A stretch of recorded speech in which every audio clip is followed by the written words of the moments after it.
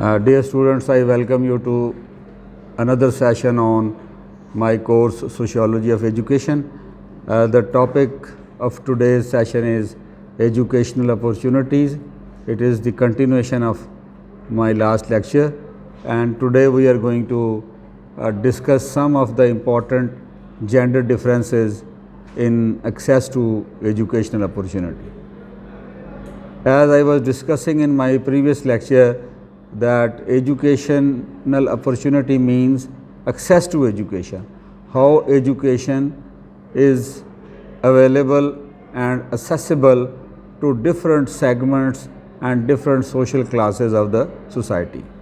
And we analyzed in detail that access to education is a differential phenomena, and different classes have different accesses to the educational opportunities. A person belonging to lower class may be having a different access than a person belonging to a wealthy or elite class. So that you can say is the main crux of the last session.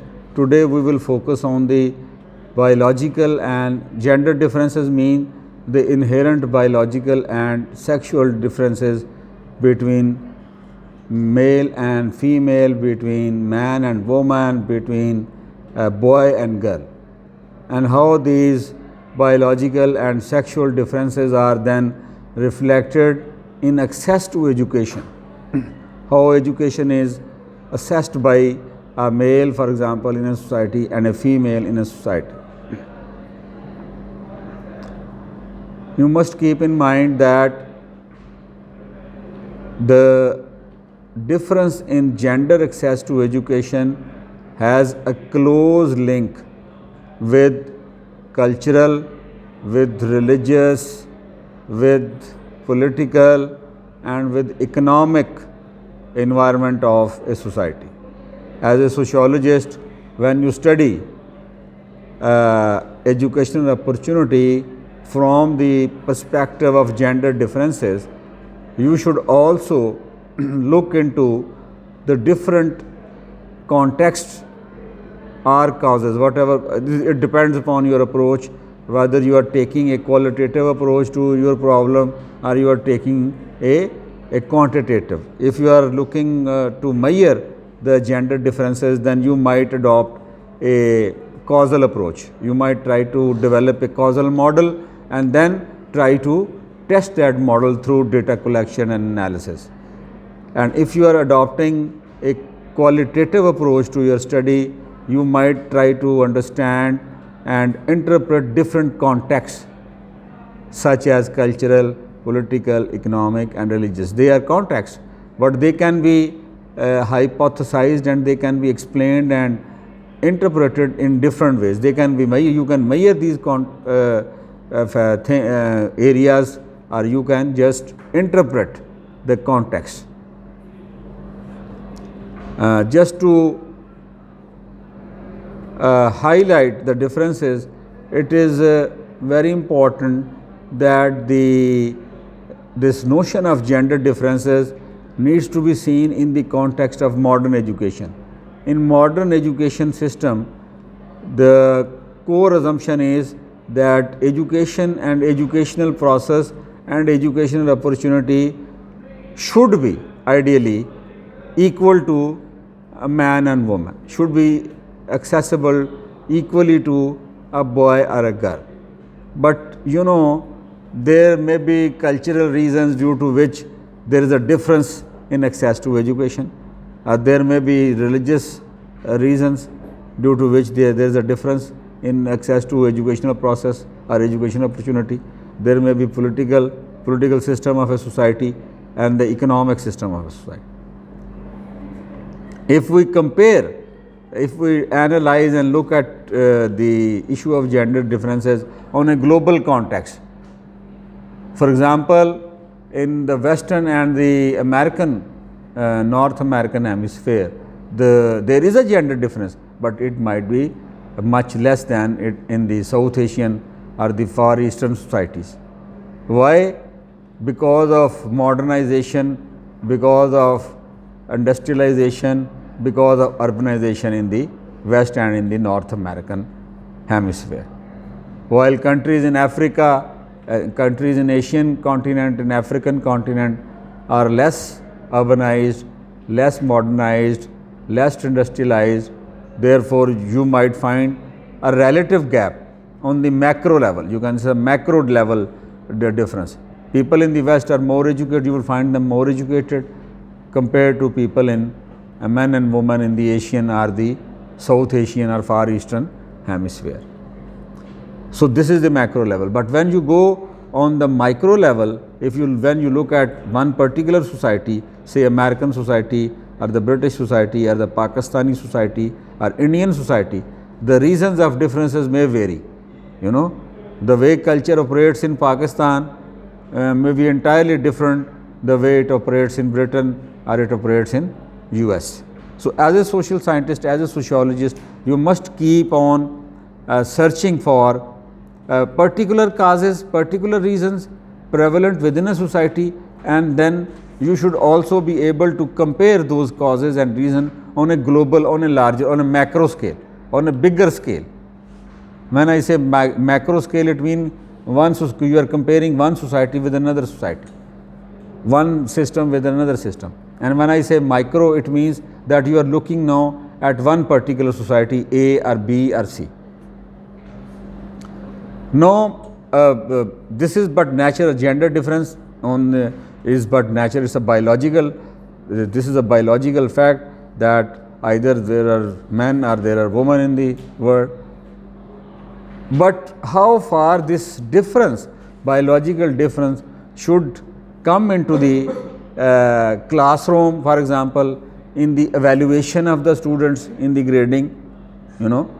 Normally, if you go around in the universities, you will find talk of certain teacher favoring, for example, certain male teacher favoring the female students, or certain female students favoring the male students, or certain male teachers favoring the male students, or certain female students favoring the female students. So the gender difference, this is generally, you know, this complaint comes to our notice that students complain that such and such teacher or such and such person discriminates because she is a girl or he is a boy. So gender differences is reflected on the grading level, they reflect on the enrollment level.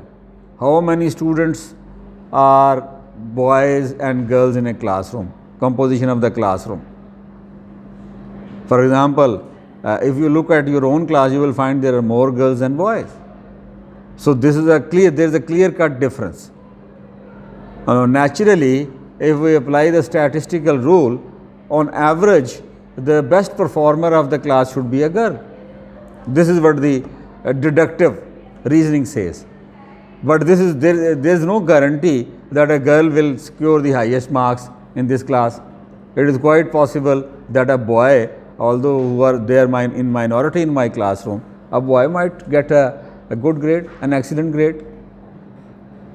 You see?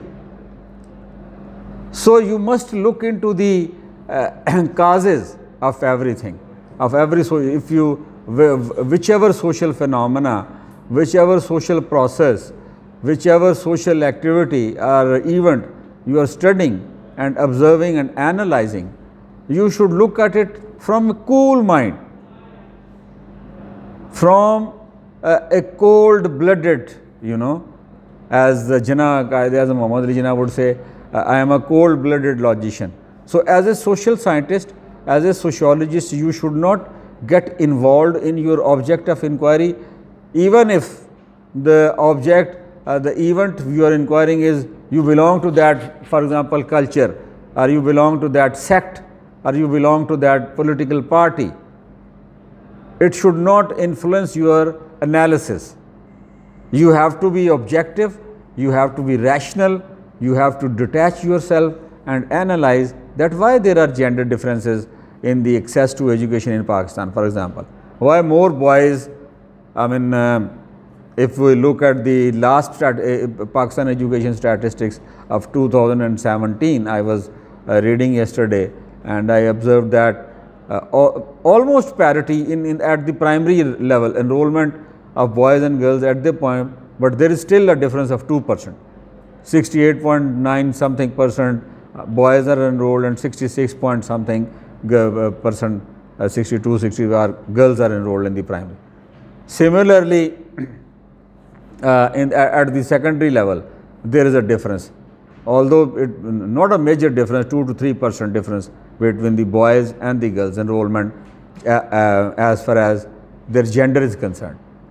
The gap is getting reduced, getting decreased day by day, but still we need to bring into different regions of the country also into the mainstream educational and mainstream development process.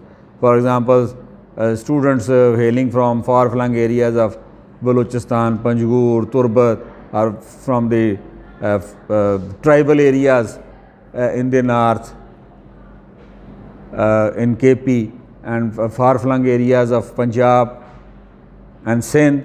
So all these regions, there are regional disparities then.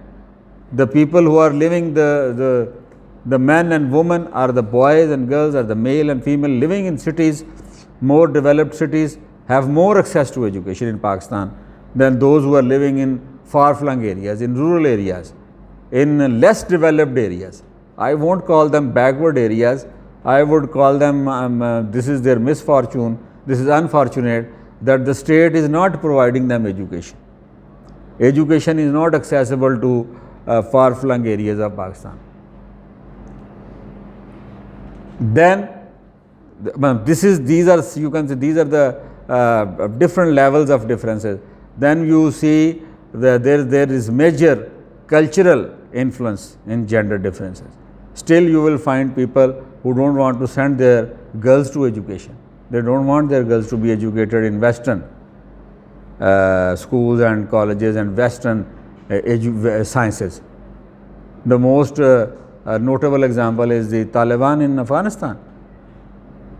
They don't want to put their girls in modern educational, Western education system. Islam does not stops a person acquiring Western sciences, but they say, we don't want to put. No, then comes a moral question. Should the world force the Taliban to let their daughters and their girls go to modern education? Should the world, international community, America, Europe, should they force them to put their girls and daughters? This is an important social inquiry for you. You can't ignore it just because Talibans are Muslims and you are also Muslim. You are a Muslim social scientist there, that's why you cannot study it. No, you have to overcome your bias as a Muslim and see if their position is correct. Does it make sense? Can it be justified? And when the Quran and the Hadith of the Prophet and the traditional Muslim society since its birth, 1400 years back, today, has never discriminated against the education of women. Because the Prophet and Allah has never discriminated that this is a woman, this is a girl, she is a girl child and she cannot be educated. No. Get me one verse of the Quran, get me one saying from the Prophet Muhammad in which he has discriminated. No. Rather he says that acquiring knowledge acquisition is obligatory on every Muslim and Muslim man and Muslim woman. Utlubul ilma ala farizatun kulli muslima wal muslimat. And this hadith is quoted in different hadith compilations of the Prophet. Similarly, Quran, enjoins upon every Muslim man. Quran is not a book addressed to men. The Quran is not a book for the male. It is also for the female. It also takes up their problems, their issues. It addresses the problems and issues of both the man and the woman.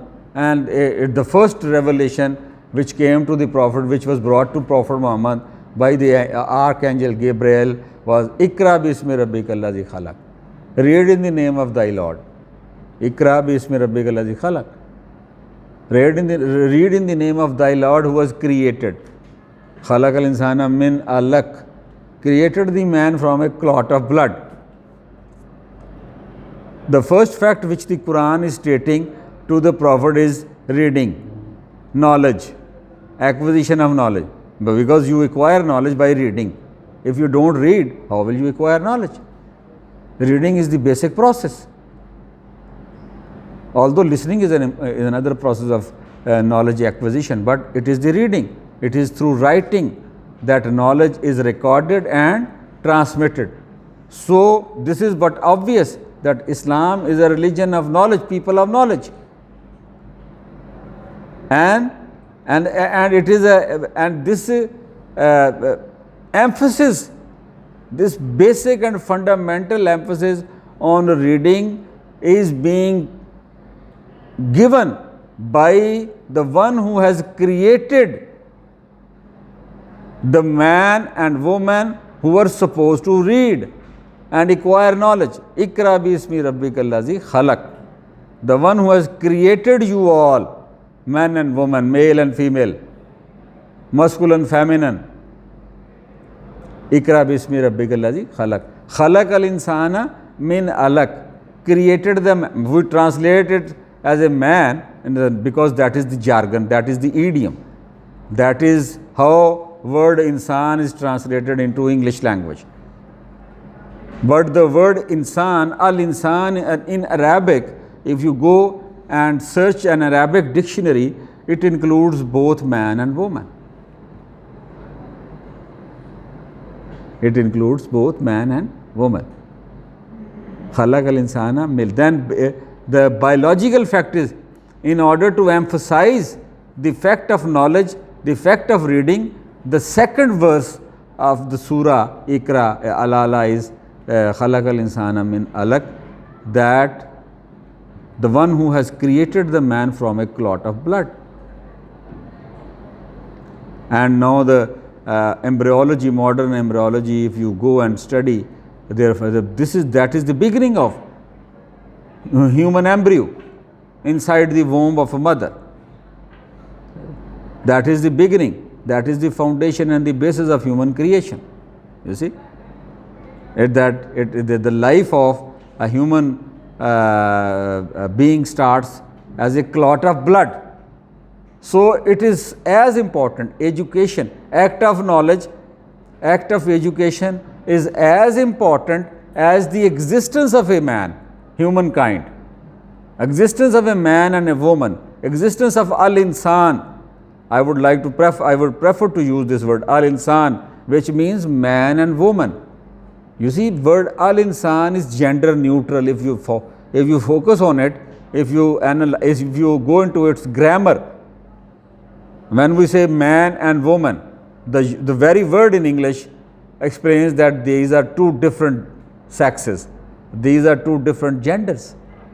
But when we use the word al-insan, by the word itself reveals that there is no gender difference, which Allah is, clearly stating. That as far as the acquisition of knowledge, as far as the transmission of knowledge, as far as the growth of knowledge, the creation of new knowledge, the development of new knowledge is concerned, both man and woman, al-insan is responsible for that. And it is as necessary, it is as inevitable, it is as important and significant and basic and fundamental process as the very process of the creation of al-insan, a man and woman. How they have been created. They have been created, and Allah very proudly says that the beginning of human life, human existence is a clot of blood, frozen clot of blood. From there, the whole thing, the then body shapes up, embryo grows and becomes a complete man or a woman. You see? So, our religion, which emphasizes the acquisition of knowledge and knowledge creation, how can it stop its members or how can it say that a woman should not be educated, should not read books, should not read the Western sciences? There is nothing wrong in acquiring the Western sciences. What is important and what is significant is that how far you accept the Western cultural influence in the Muslim societies, how far you are ready to permit that. Reading modern physics, reading modern mathematics, modern chemistry, boys and girls doing that, there is no bar. Girls can also read biology, physics, chemistry. They can become scientists, mathematicians, engineers. Nowhere in Quran, nowhere in you won't find any discrimination, any bar, any stoppage. What is important as a society for us is to see the oncoming cultural challenge which the West is posing to us, and that is the cultural challenge. How far we can allow their cultural practices. For example, now, in West it would be it is strange to even talk about gender now. Gender has taken a very different interpretation in the Western cultural system. And not only the male and female, they also recognize trans as a gender. They recognize gays and lesbians and bisexuals and queers as a form of gender behavior. So it is up to the Muslim to decide whether they also want to adopt the Western terminology, Western gender terminology in describing their gender roles. That is challenging, that is crucial, that is significant.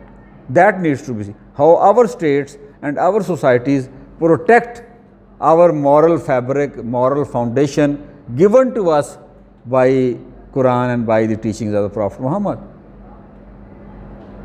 How much space we are ready to negotiate with the Western cultural space. How much cultural space of Muslim societies can be negotiated with them.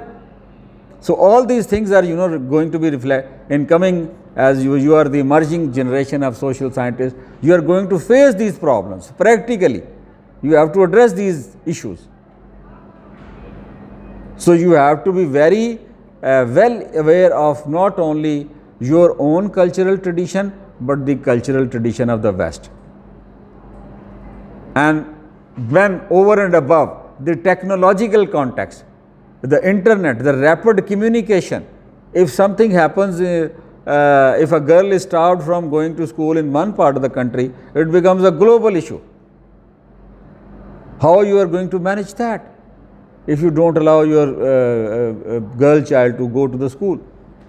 If you abuse them, if there is a violence against women, if their rights are denied, you can't confine it now within the boundaries of the state of Pakistan or state of Saudi Arabia or state of Iran.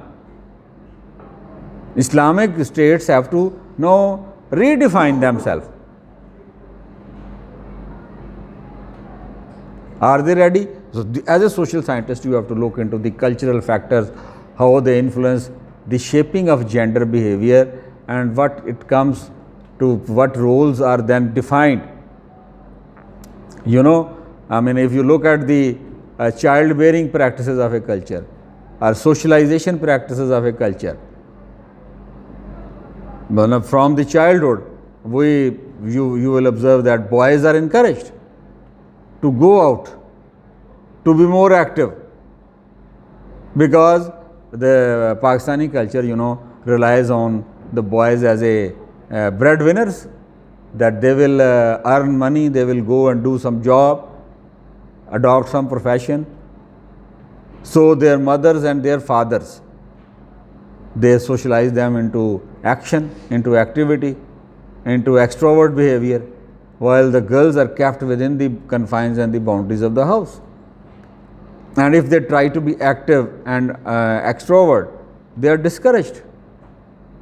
So the role setting, role playing, and that also goes on shaping the access to education opportunity, how education is then acquired by the girls in the schools at primary level, how the education is acquired by the girls at the secondary level, at the college and the university level. Because they are snubbing and they are, their denial to them by the society to have freedom and to have equal opportunity to access the education is not recognized. It is denied by the society. So you have to look into that. Then economic context of education, gender is reflected in economics opportunities also. The boys and the girls who belonging to rich families, they can go to top English schools, they can go to top level O level and A level schools.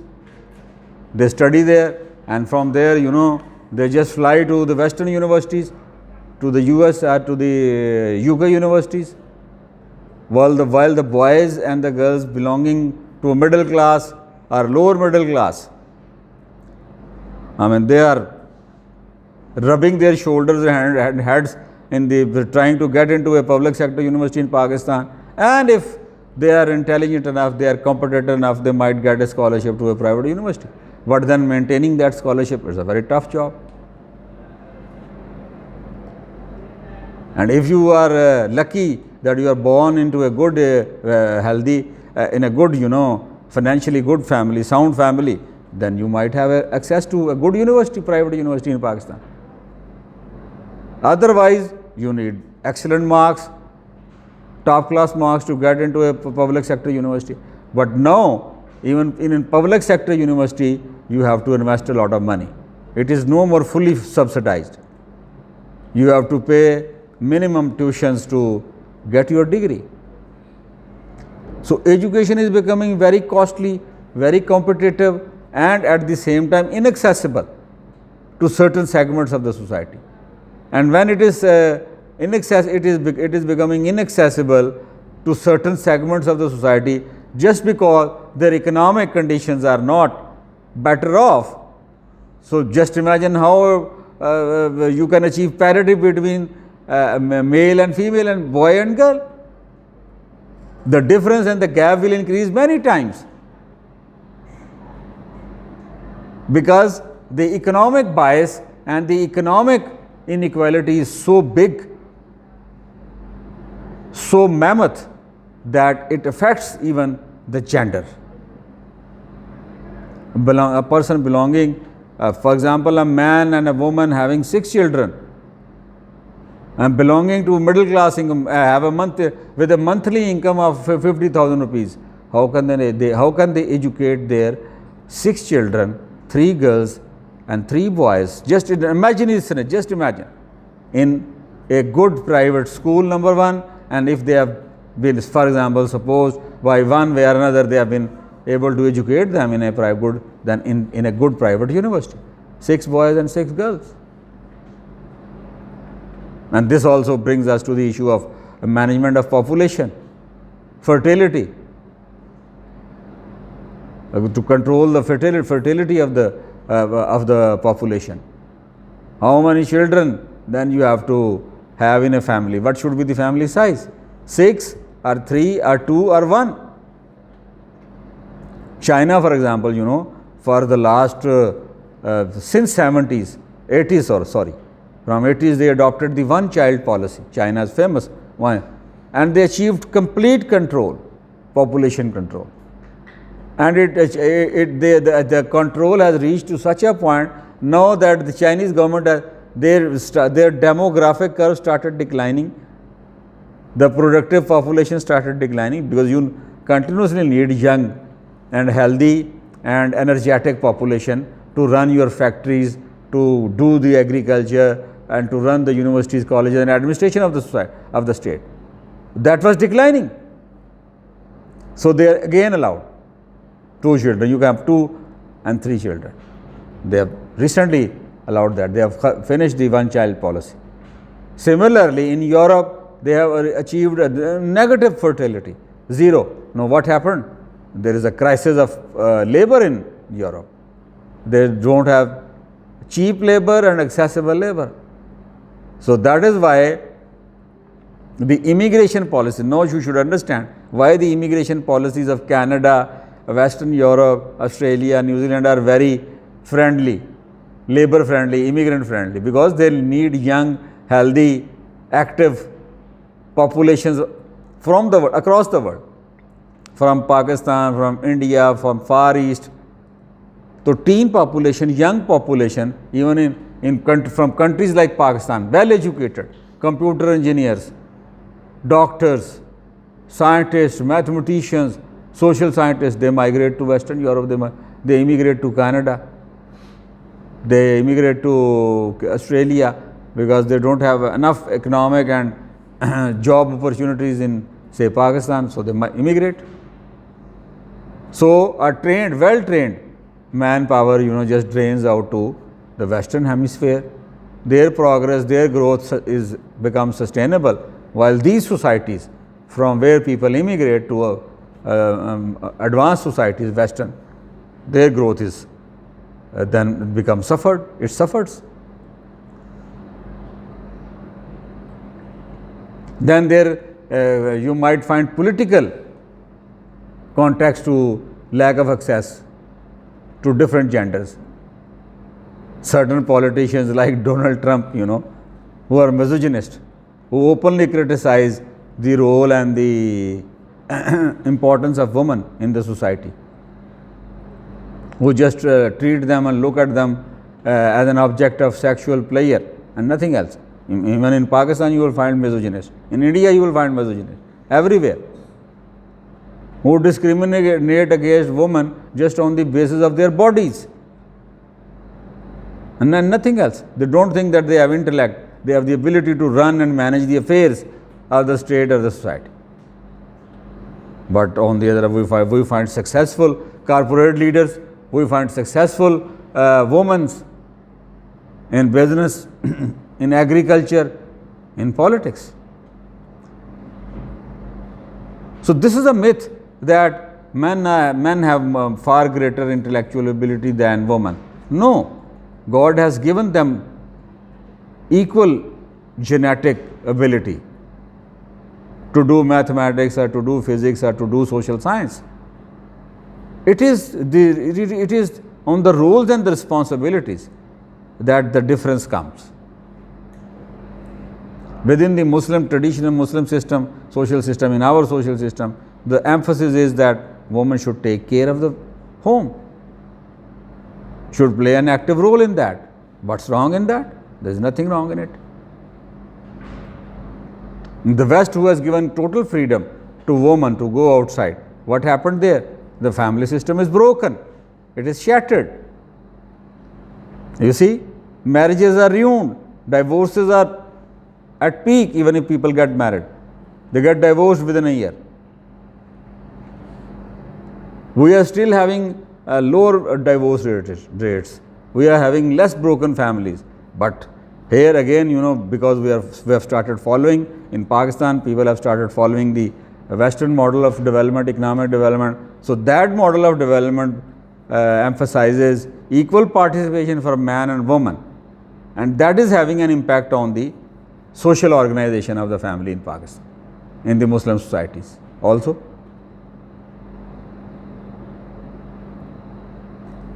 So all these things, you see, economic, political, religious, cultural context, and these factors, they affect at the shaping and structuring of the gender, and then that goes on to affecting the access to education opportunity,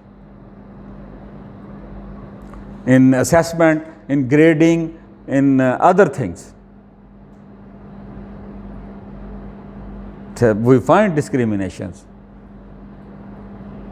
Students complain that such and such teacher, he discriminates, he or she discriminates on the basis of gender.